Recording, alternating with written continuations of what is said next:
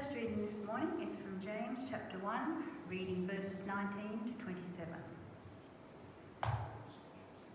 Know this, my beloved brethren. Let every man quick to hear, slow to speak, slow to anger, for the anger of man does not work the righteousness of God. Therefore, put away all filthiness and rank growth of wickedness, and receive with meekness an implanted word, which is able to save your souls. But be doers of the word, and not hearers only, deceiving yourselves. For if anyone is a hearer of the word, and not a doer, he is like a man who observes his natural face in a mirror. For he observes himself, and goes away, and at once forgets what he is like. But he who looks into the perfect law, the law of liberty, and perseveres, being no hearer that forgets, but a doer that acts, he shall be blessed in his doing. If anyone thinks he is religious, and does not bridle his tongue, but deceives his heart, this man's religion is vain. Religion that is pure and undefiled before God and the Father is this: to visit orphans and widows in their affliction, and to keep oneself unstained from the world. And the second reading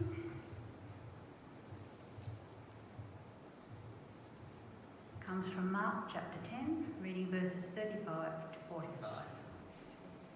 And James and John, the sons of Zebedee, came forward to him and said to him, Teacher, we want you to do for us whatever we ask of you. And he said to them, Well, what do you want me to do for you? And they said to him, Grant us to sit one at your right hand and one at your left in your glory. But Jesus said to them, You do not know what you are asking. Are you able to drink the cup that I drink, or be baptized with the baptism with which I am baptized? And they said to him, We are able. And Jesus said to them, The cup that I drink, you will drink, and the baptism with which I am baptized, you will be baptized. But to sit at my right hand or at my left is not mine to grant, but it is for those for whom it has been prepared.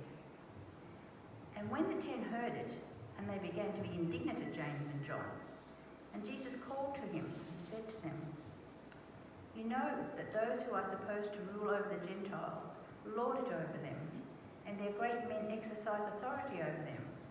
But it shall not be so amongst you. But whoever would be great amongst you must be your servant, and whoever will be first amongst you must be the slave of all. For the Son of Man also came not to be served, but to serve, and to give his life as a ransom for many. And this is the word of the Lord.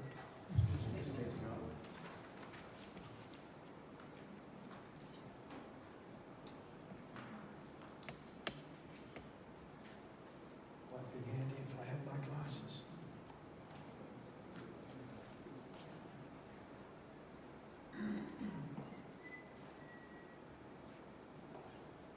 In the mid-1990s, my experience of ministering with a Vietnamese colleague and the Vietnamese congregation in Dara in Brisbane was one of the most enriching experiences of my life and of my ministry. When I joined them, boat people were still arriving from Vietnam, and Reverend Tan invited me to join him when we welcomed some of them to their homes in Australia, in Dara. At that time, one of the members of the Oxley congregation, who was probably one of the best models of Christian faith and Christian living that I'd ever met, this member was rounding up furniture for those who arrived here with no furniture. He was also driving a bus to pick up Vietnamese people to take them to church for the English classes midweek taught by volunteers. And most of these Vietnamese people who came to the English classes did not worship with the Vietnamese congregation. But for them, the church was a safe place where they could gather together to learn and to socialise and be accepted amongst us Anglo-Australians. One of the risks for me as a minister who knew nothing about Vietnamese people when I went there was learning to appreciate a little of their culture, to understand what their New Year meant for them, what their Children's Moon Festival was all about.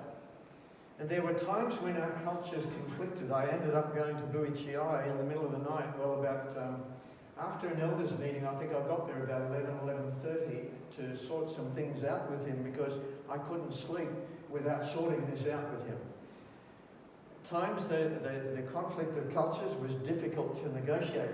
I had the privilege of preaching at their worship on quite a number of occasions, and they used a translator, and that's a new experience. It was a new experience for me. And one of the Vietnamese colleagues said to me, he said, when you're a translator, if you don't like what they preach, well, you can always preach what you want to preach. Well, that was a bit scary. Although I had one Sunday when I turned up at church, and Reverend Tam, the first colleague I worked with, he had a very anguished look on his face, and he said, and he had my English translation of my sermon, and he had, what do you mean here?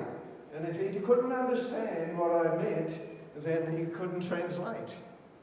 And you should have seen the look of relief come over his face as we finally, he finally understood.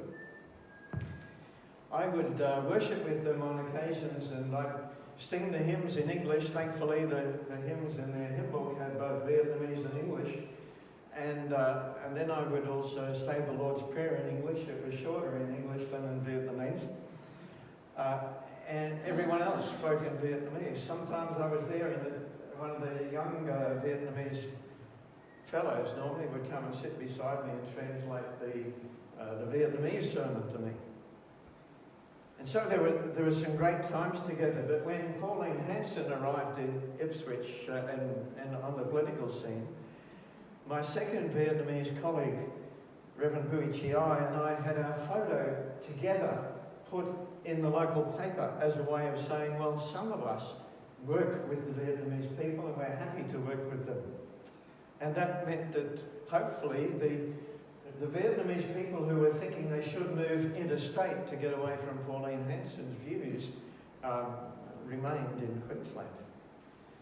Apart from enjoying their spring rolls and their welcome, the Vietnamese people taught me how much a minority culture is grateful for the acceptance of the majority culture. It was wonderful to be part of the mission of God with those Vietnamese people and to share in the privilege of baptizing many of them by total immersion. I'd never done that before, well, once before, into the Christian faith. All ages, babies and adults, young and old. God's mission in creation takes many forms. And we are privileged to be invited to share with God in the many ways that God is active in our world. When we are joining in God's mission, our Bible readings today give us some simple challenges. First of all, the letter of James tells us, next slide, Barry. Religion that is pure and undefiled before God the Father is this: to care for orphans and widows in their distress, and to keep oneself unstained by the world.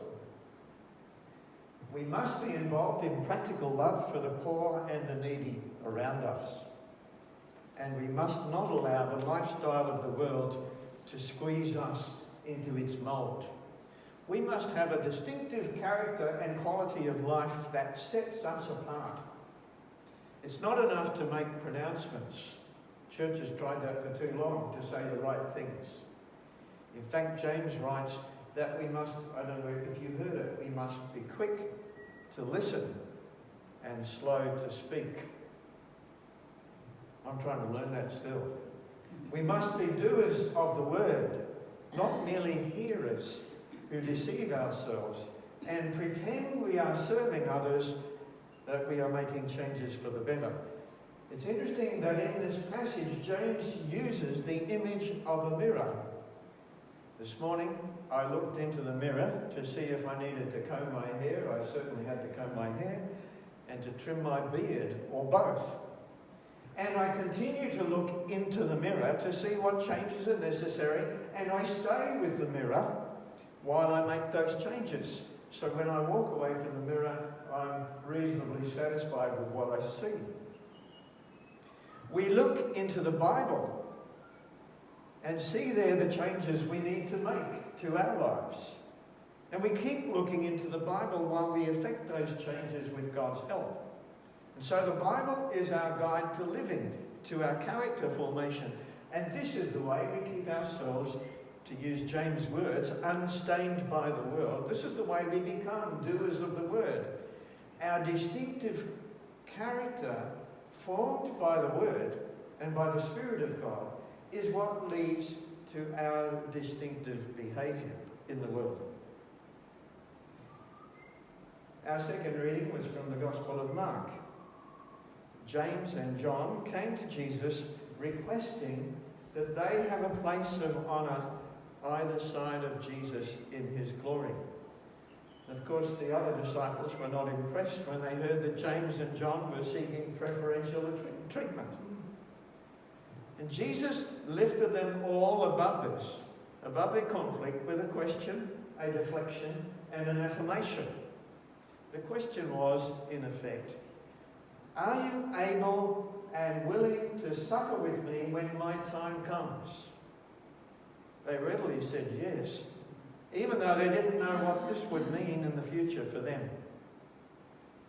The deflection was to tell them they were asking the wrong person about their future in God's kingdom. Jesus did not have the authority to agree to their request.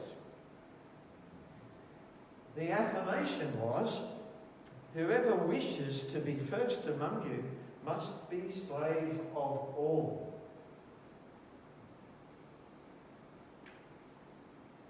They knew what slavery was all about.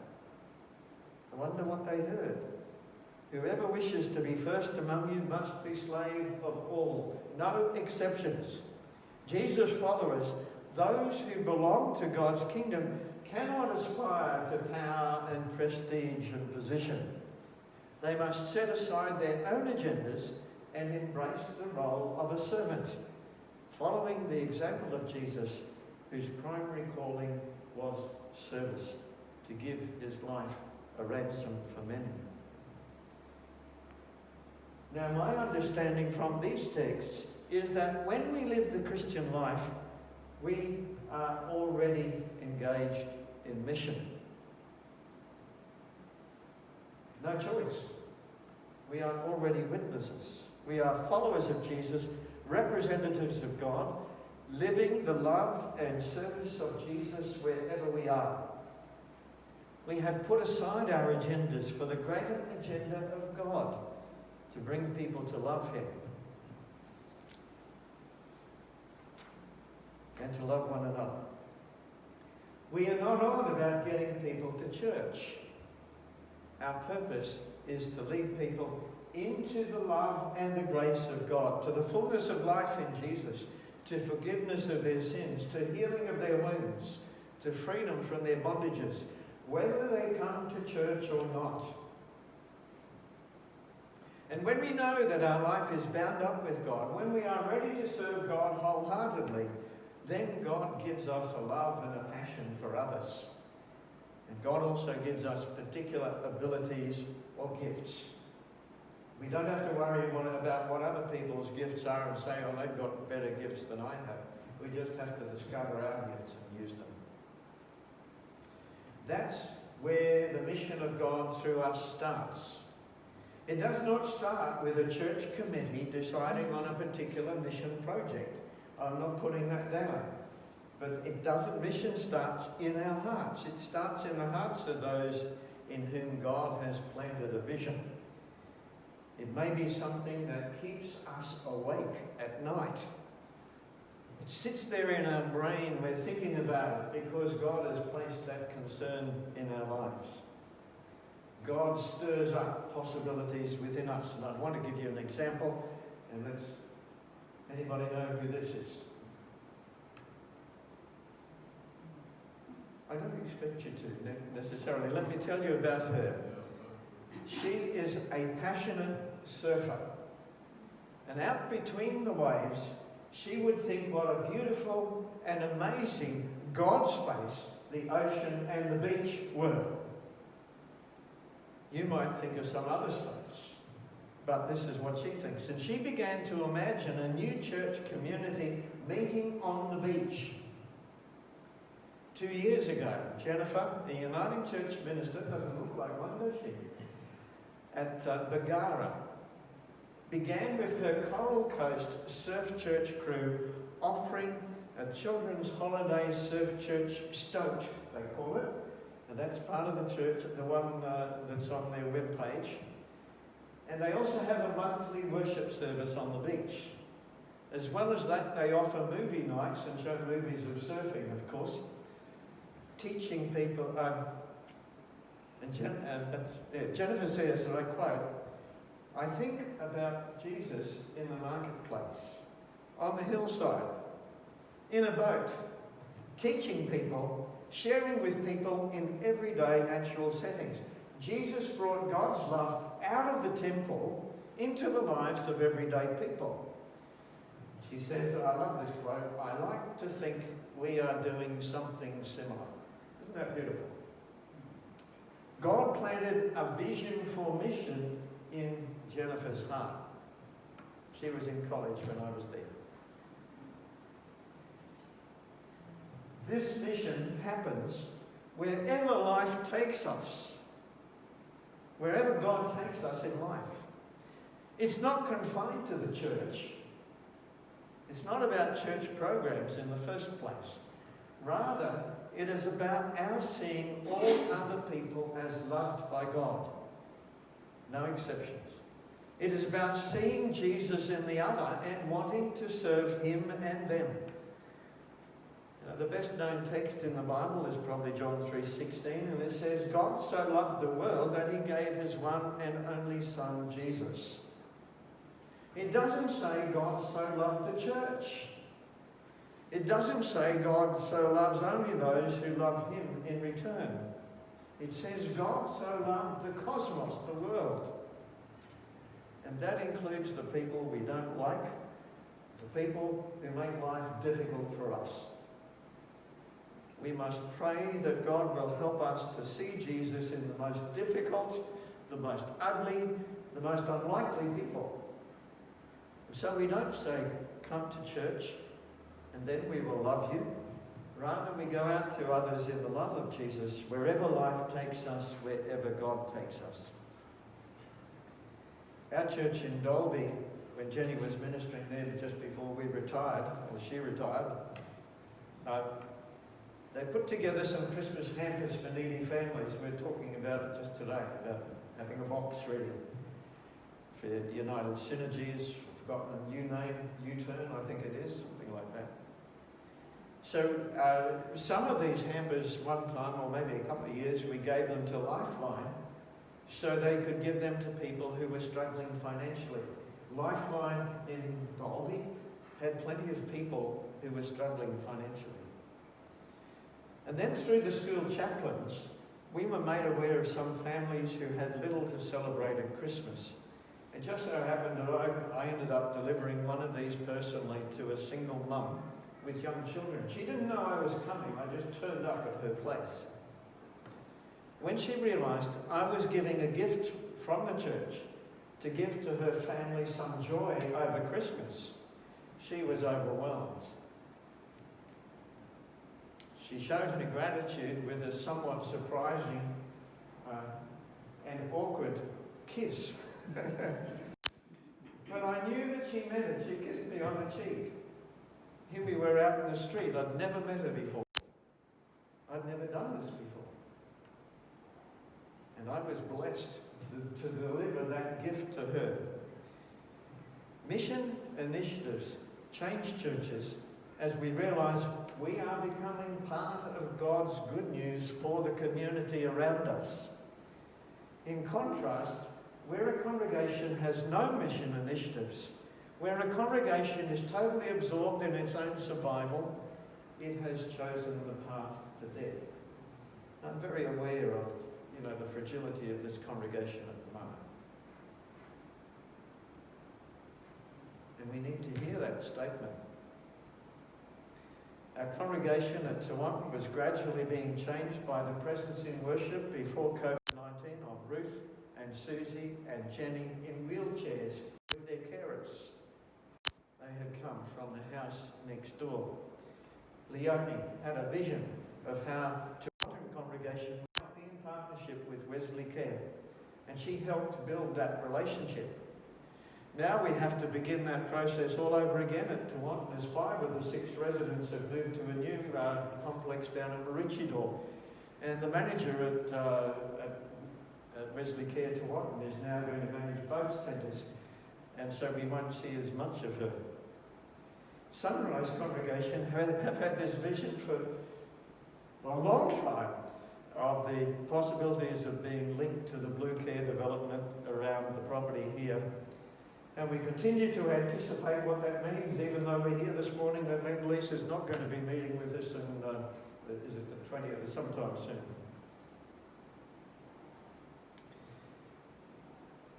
What does the mission of God mean for this congregation? There is a movement in Australia called, sorry, I'll just put my ear back, called the National Day of Thanks. Each year, the National Day of Thanks organisation suggests a specific focus for thanks.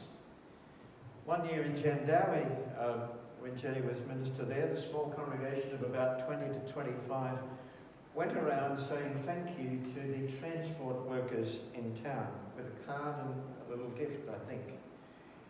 This year, that movement, National Day of Thanks, is asking us, it started out saying thanks for disaster recovery workers, but then it expanded to healthcare workers when COVID happened, and government leaders and family and friends. If we know of anybody who's working in that field, we are encouraged by this National Day of Thanks to say thank you. It's a simple and a positive way of connecting with and affirming and celebrating those who serve our community. And I think Graham told me that you have given thanks to the chaplains personally here in the past, the school chaplains. Now, as I share some of these stories, I can hear some of you honestly saying to yourselves, I can't do any more. So please don't dream up any extra programs.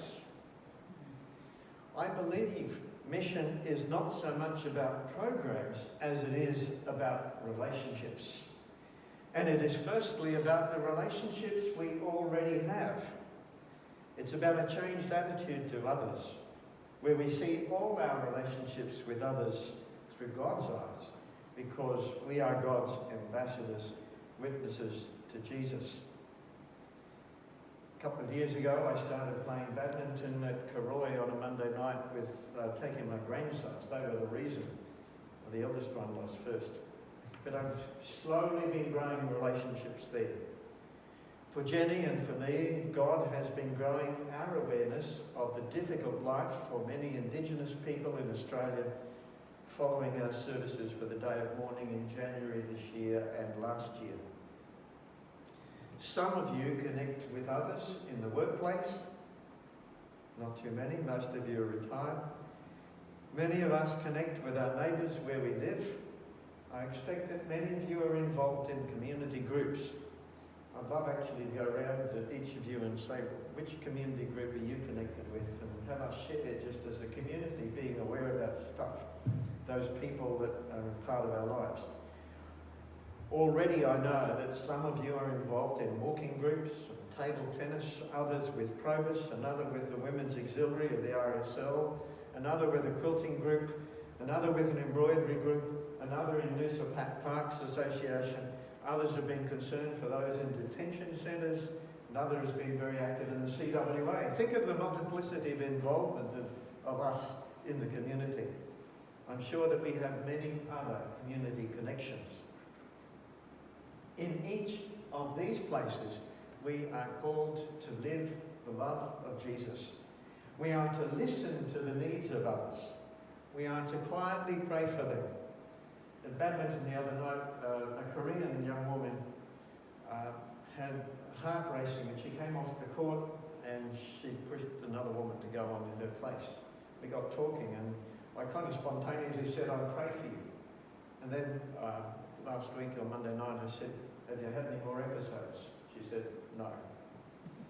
it's good to share. We need to be ready to show the practical love that James preached about a few weeks ago. And even when our congregations are small and the church is on the nose in the community, think of the influence we are having on our local community through our service, through our caring attitudes, in the name of Jesus.